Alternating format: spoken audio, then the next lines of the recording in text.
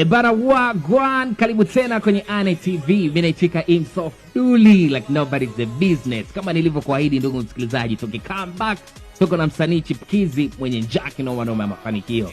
Anaitwa Gunwizi na tuko naye live mida hii hapa. Gunwizi! Amen, nakuaje anko? Mstari gani wa ngoma ambao unaukubali sana kwenye nyimbo hii hapa? Bana, napenda kile kipande ambacho tunaanza kama una pro kile. Okay, tupe kidogo, unaweza kutupa kidogo kwa faida ya msikilizaji. Waga silali mwenzake waga na kesha. Na kinuna mwenza fanani tekesha. Penzi moto limewaka wapi na kesha. Tumemona aliyoshona tumemona alivyofunga tumemona makofi ya mwezi mzima. Bada amekaa poa kabisa, tumeenjoy kinoma noma. Na baada ya mtoto, mashabiki wategemee nini kutoka kwako?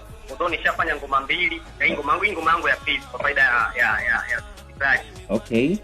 Kwa hiyo kazi nyingi zinakuja hivi. Bana, huyo ni Gunwizi na tuko naye live mida hii hapa. So sema nao wasikilizaji wetu wa Ane TV, Ane Media. Okay.